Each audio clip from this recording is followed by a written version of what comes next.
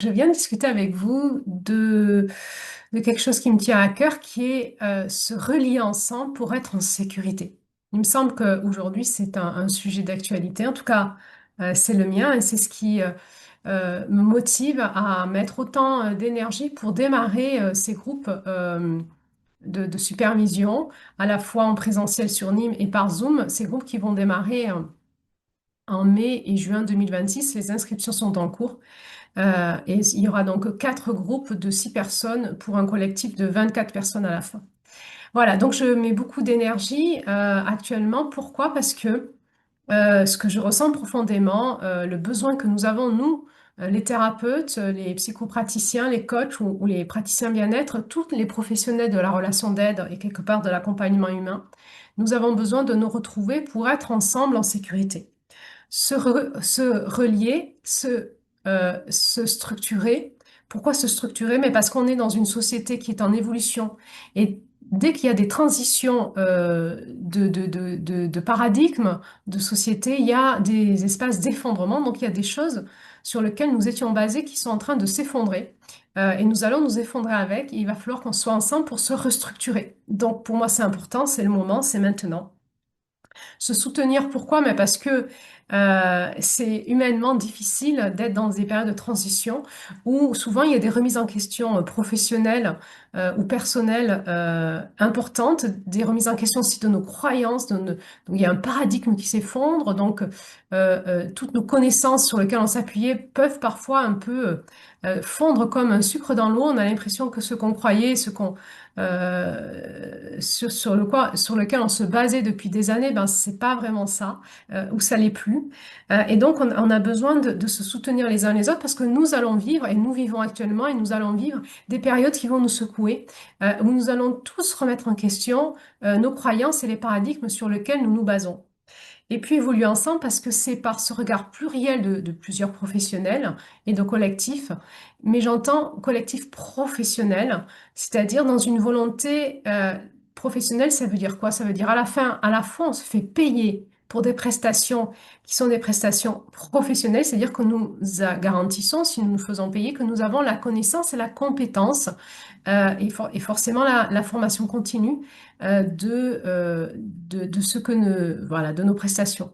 Or, la prestation humaine est tout le temps en constante évolution, surtout actuellement, où en termes de santé humaine, d'accompagnement humain, il y a tellement des nouveaux paradigmes qui arrivent et qui remettent en question certains autres paradigmes que nous devons évoluer ensemble pour donner des prestations de qualité professionnelle. Et en même temps, nous devons nous en référer à des experts, à des personnes qui sont un peu plus avancées que nous sur le chemin et qui vont, de leur domaine d'expertise, nous donner de la compétence pour mieux comprendre, évoluer et grandir ensemble. Donc aujourd'hui, j'avais envie de vous parler de, de, de, de pourquoi j'ai autant d'élan de créer ces groupes de supervision en lien avec la sécurité des accompagnements. Pour moi, ce qui est important dans les groupes de supervision aujourd'hui que je propose, c'est de resécuriser les accompagnements humains de manière professionnelle, c'est-à-dire à la fois sécuriser le client avec nous, le patient avec nous, mais aussi nous avec le patient, mais aussi le patient avec son entourage, dans son couple, dans son entourage familial, dans voilà, avec les personnes avec qui, les écosystèmes dans lesquels il évolue.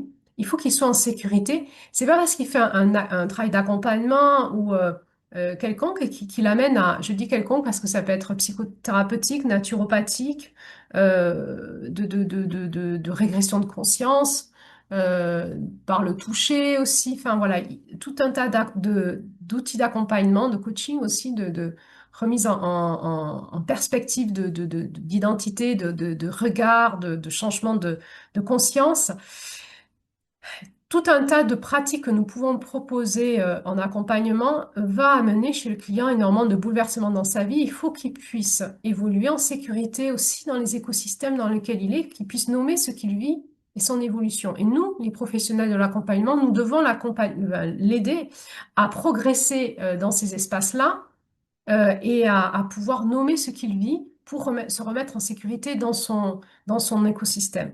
Donc la sécurité, un, de lui avec nous, le client, le patient avec nous, Deux, de nous avec lui dans la relation thérapeutique. Trois, de lui avec son écosystème. Et quatre, de nous dans la société. Puisque aujourd'hui, les professions de l'accompagnement dans la relation humaine sont remises en question par l'État. Surtout toutes les professions qui n'ont pas de diplôme d'État ou qui n'ont pas de conseil de l'ordre. Évidemment, ça nous rend libres d'évoluer comme libérés d'une forme d'emprise de l'État. C'est important que nous puissions garder cette liberté parce que c'est ce qui fait évoluer la société. Et en même temps, c'est important que nous puissions nous fédérer ensemble pour que nous ayons des garde-fous professionnels, des contre-pouvoirs qui nous permettent de nous maintenir dans une ligne professionnelle, de qualité professionnelle, où nous allons vraiment baliser toutes les zones qui pourraient y avoir d'abus de pouvoir ou d'emprise sur nos clients sur nous, ou de l'État sur nous, ou de nous sur l'État. Donc en permanence, dans quel espace on est en sécurité dans notre profession, aussi en lien avec l'État français et donc les lois françaises. Alors ça, c'est le premier espace de remise en sécurité que je vais proposer dans nos groupes. La première chose que nous allons travailler, c'est les bases de l'accompagnement humain. Est-ce qu'on a les bases? Est-ce qu'on a intégré les bases? Est-ce qu'on les vit? Ou est-ce qu'on veut les vivre si on démarre? Et comment on les intègre dans notre profession? La première base,